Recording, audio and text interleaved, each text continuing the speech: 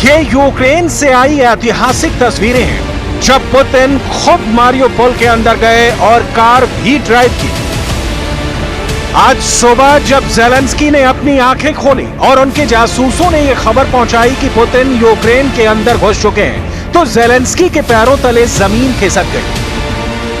वैसे Zelensky film के अभिनेता रहे हैं और डायलॉग याद करना उनके लिए कोई बड़ी बात नहीं है, लेकिन बाइडेन ने यूक्रेन की जंग की जो खतरनाक स्क्रिप्ट लिखी है, उसके डायलॉग याद करना अब ज़ेलेंस्की के बस में नहीं है।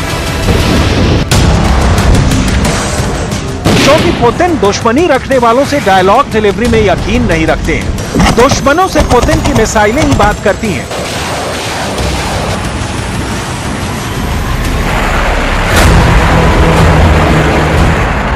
रूस के दुश्मनों से डायलॉग पुतिन के खतरनाक रॉकेट लॉन्चर करते हैं। पिछले 1 साल से पुतिन के जखीरों से निकले खौफनाक हथियारों ने यूक्रेन का नक्शा और दुनिया का पूरा इतिहास बदल कर रख दिया है।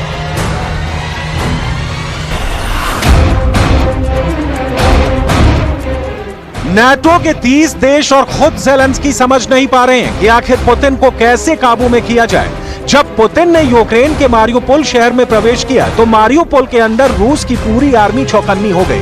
रूस की सेना का एक एक सैनिक और कादिरव के खास सिपह सालार पुतिन के दौरे पर हाई अलर्ट पर थे। पुतिन के कमांडर्स और साथियों ने उनको इशारे करके जंग की एक एक बात बताई। पुतिन ने कुछ निर्देश भी दिए जिसके बारे में आपको आगे विस्तार से बताएंगे। पुतिन ने अचानक मारियोपोल का दौरा क्यों किया और इसके पीछे का मकसद क्या है, इसकी वजह भी समझाएंगे। उस हेडलाइंस की भी बात होगी जो पुतिन के यूक्रेन दौरे से भी बड़ी हेडलाइंस बनी। दरअसल पुतिन ने अपने खामोश जनरल से बेहद सीक्रेट मुलाकात की है। पुतिन का बेहद खतरनाक और खामोश जनरल, जिसके चेहरे पर कभी मुस्कुराहट नहीं होती, जो दिन रात सिर्फ और सिर्फ जंग के मंसूबे ही बनाता है, ऐसे भयंकर जनरल से पुतिन खुद मिले। आखिर कौन है पुतिन का ये भयंकर जनरल जिसके साथ पुतिन ने बड़ी बैठक की है, ये भी आपको जरूर बताएंगे। लेकिन सबसे पहले बात करेंगे कि कैसे पुतिन का दौरा तय हुआ और पुतिन यूक्रेन के अंदर कहां-कहां गए। देखिए, ये मारियोपोल की 6 महीने पुरानी तस्वीर है। इसी मारियोपोल में पुतिन ने अब दौरा किया है, लेकिन आज से 6 महीने पहले मारियोपोल में आग बरस रही थी। मारियोपोल के अंदर इतनी बड़ी तबाही हुई थी कि लोग खून के आंसू रोए थे। जंग की वजह से पूरा शहर जलकर राख हो गया था। हजारों लोगों की मौत हुई थी। अज़ोवत्सल फैक्ट्री के अंदर बहुत बड़ा संग्राम हुआ था।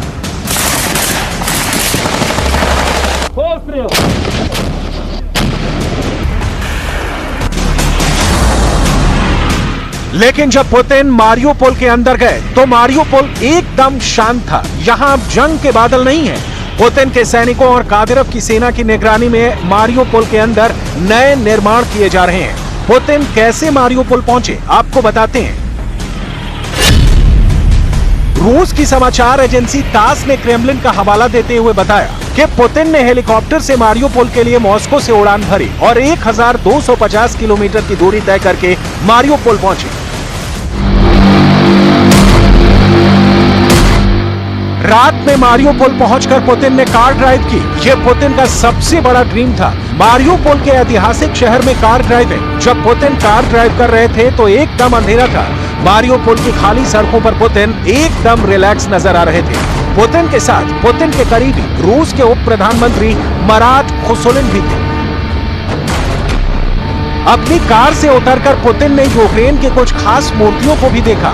यूक्रेन के चौक चौराहों की वो मूर्तियां जो गर्व से खड़ी थी, आज पुतिन के सामने नजर आ रही हैं। इसके अलावा पुतिन मारियोपोल की एक यूनिवर्सिटी में भी गए। इस यूनिवर्सिटी के अंदर पुतिन कुछ देर तक रहे। पुतिन ने इसी यूनिवर्सिटी के एक हॉल का दौरा किया।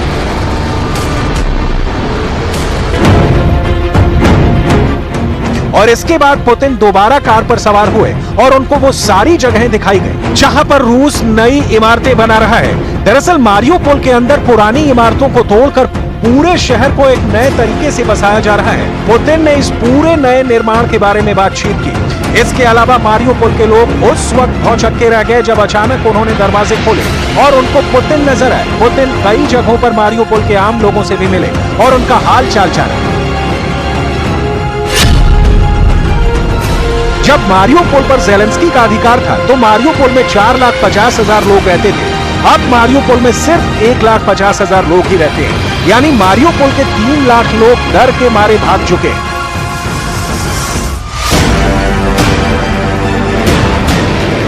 मारियोपोल इसलिए यूक्रेन के लिए बेहद अहम था क्योंकि ये ओडेसा के बाद यूक्रेन का दूसरा सबसे महत्वपूर्ण बंदरगाह था, लेकिन अब इस पर पुतिन का कब्जा है। पुतिन एक बड़े लीडर है, वो इलाका भी खुद तय करते हैं और अपने दौरे की टाइमिंग भी खुद तय करते हैं। पुतिन मारियोपोल के अंदर उस वक्त गए जब एक तरफ इंटरनेशनल कोर्ट ने उनके खिलाफ अरेस्ट वारंट जारी किया हुआ था। Почнеться історична відповідальність. Керівник держави-терориста і ще одна посадова особа Росії офіційно стали підозрюваними у воєнному злочині, у депортації українських дітей, незаконному переміщенні тисяч наших дітей на територію держави-терориста. У кримінальних провадженнях, які розслідуються нашими правоохоронцями, вже зафіксовано понад 16 тисяч випадків примусової депортації окупантам українських дітей. Але реальне повне число депортованих може бути значно більше.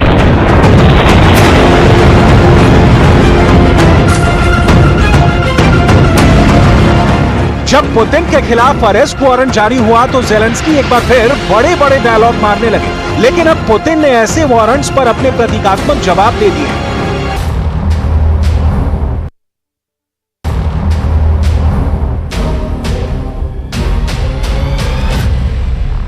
पुतिन के खिलाफ वारंट को ज़ेलेंस्की ने बहुत बड़ी उपलब्धि बताया था, लेकिन पुतिन के यूक्रेन दौरे ने उनको फिर उदास कर दिया है। अगर टाइमिंग की बात करें तो पुतिन का मारियोपोल का दौरा एक और लिहाज से भी महत्वपूर्ण है। 18 मार्च 2014 को पुतिन ने क्राइमिया पर कब्जा कर लिया था। क्राइमिया पहले यूक्रेन का हिस्सा था, लेकिन पुतिन ने अपनी सेना भेजकर युद्ध लड़कर इसे 9 साल पहले ही कब्जा कर लिया था। क्राइमिया पर जीत के 9 साल पूरे होने के मौके पर भी पुतिन का मारियोपोल का दौरा यादगार माना जाएगा। इस मौके पर क्राइमिया के अंदर पुतिन के निर्देशों पर कैसा भव्य कार्यक्रम किया गया, जरा ये भी देखिए। क्राइमिया के अधिकारियों से मुलाकात के दौरान पुतिन ने ये भी संकेत दिए कि वो आगे क्या करने जा रहे हैं। 9 лет назад крымчане и севастопольцы сделали свой однозначный и окончательный исторический выбор вновь и навсегда стать частью нашей единой большой страны. Очевидно, что для Крыма и Севастополя вопросы безопасности имеют приоритетный характер.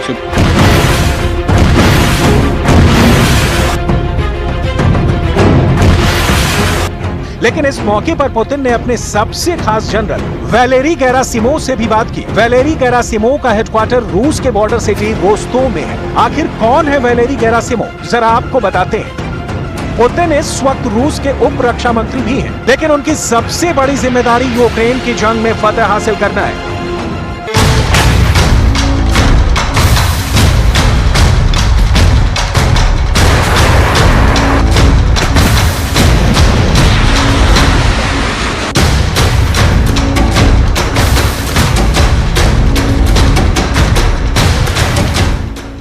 इस जंग में पुतिन के लेफ्ट और राइट हैंड रूस के रक्षा मंत्री सर्गेई शोइगु और उप रक्षा मंत्री वैलेरी गेरासिमोव है। पुतिन ने अपने इन 2 सबसे खास आदमियों के साथ एक मीटिंग भी की थी और यूक्रेन के जंग के हालातों पर चर्चा भी की थी। पुतिन के इस बेहद क्रूर जनरल का चेहरा जरा गौर से देखिए। हमने इस जनरल की सैकड़ों तस्वीरें देख डाली, लेकिन ये जनरल किसी भी तस्वीर में हंसता क्या, मुस्कुराता हुआ भी नहीं दिखाई दिया। ये बेहद सख्त जनरल है जिसके दिमाग में 24 घंटे 7 दिन सिर्फ और सिर्फ युद्ध चलता है। पुतिन का यही वो जनरल है जो कभी हंसता नहीं, लेकिन पूरे यूक्रेन को रोला रखा है।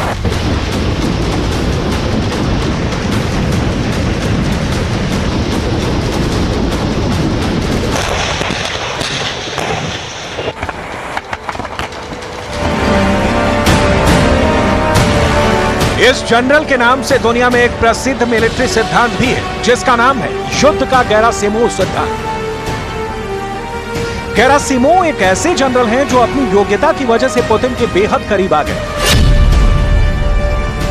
जनरल गेरासिमोव ने दुनिया को एक मिलिट्री सिद्धांत भी दिया है जिसे युद्ध का गेरासिमोव सिद्धांत कहते हैं। इस सिद्धांत के मुताबिक जमीन पर लड़े जा रहे युद्ध के अलावा भी दुश्मन को राजनीतिक और आर्थिक युद्ध में घेरना बहुत जरूरी होता है। गेरासिमोव के मुताबिक युद्ध के साथ साथ हमेशा दुश्मन के साथ शांति वार्ता भी चलाकर रखनी चाहिए, ताकि दुश्मन को हमेशा भ्रम में रखा जा सके। जमीन पर लड़े जा रहे युद्ध के अलावा दुश्मन की आर्थिक नाकेबंदी भी बेहद जरूरी है। दुश्मन देश के राष्ट्राध्यक्ष के खिलाफ विपक्ष को धार देने की रणनीति भी गेरासिमोव सिद्धांत का ही हिस्सा है।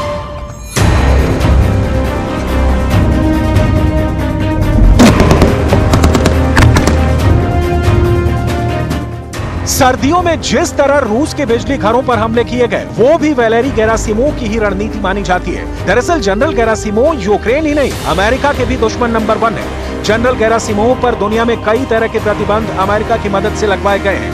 यूरोपियन यूनियन ने भी गेरासिमोव पर प्रतिबंध लगाए हैं।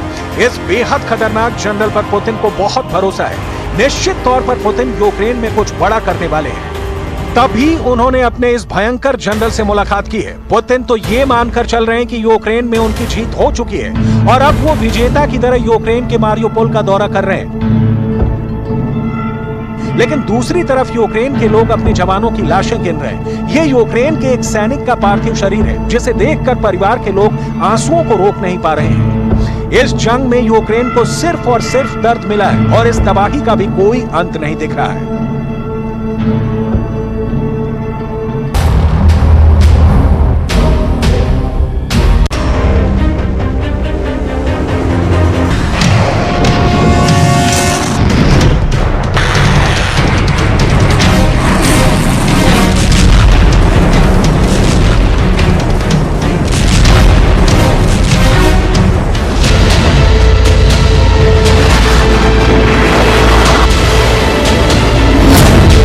ब्रिटिश खुफिया एजेंसी का सनसनीखेज दावा।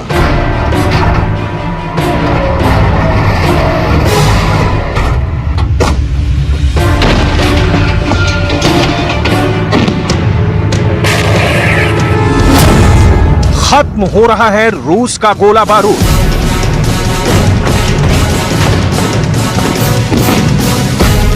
यूक्रेन के एक हथियार से डरी पुतिन की फौज।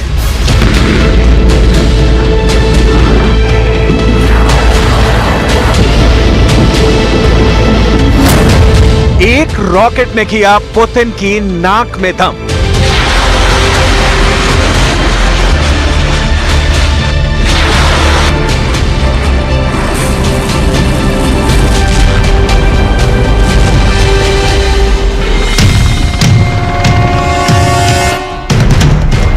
ब्रिटिश खुफिया एजेंसी किस बिना पर यह दावा कर रही है कि रूस की फौज के पास गोला बारूद का गोदाम खाली होता जा रहा है?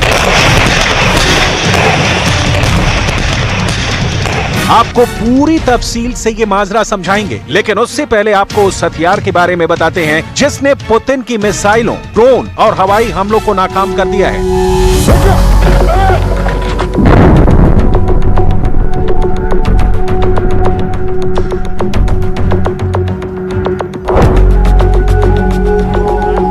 रूस की फौज जब जब यूक्रेन के अलग अलग वॉर फ्रंट पर मिसाइल या ड्रोन हमले करती है, तो यूक्रेन अपने इस हथियार का इस्तेमाल कर उन्हें नष्ट कर देता है। यह यूक्रेन को अमेरिका से मिला वो हथियार है जिसका वार कभी खाली नहीं जाता, यानी एक बार ये चल गया तो टारगेट का नष्ट होना तय है।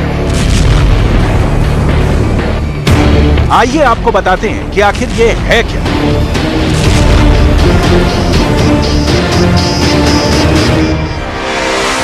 M9A2 Excalibur GPS guided artillery shell, यानी वो रॉकेट जो दुश्मन के मिसाइल और हवाई हमलों को रोकने के साथ साथ ग्राउंड फोर्सेस की मदद के लिए किसी भी वक्त दुश्मन के खेमे में खलबली मचा सकता है। दरअसल यूक्रेन को जंग लड़ने के लिए अमेरिका ने M9A2 Excalibur GPS guided artillery shell दिए हैं और अब तो रूस भी ये बात मान रहा है कि इस एक रॉकेट ने रूस के 60% हवाई हमलों को नाकाम कर दिया है। यानी रूस जब भी यूक्रेन में किसी टारगेट को निशाना बनाने के लिए मिसाइल छोड़ता है तो यूक्रेन M9A2 एक्सकैलिबर शेल की बदौलत उस मिसाइल को नष्ट कर देता है।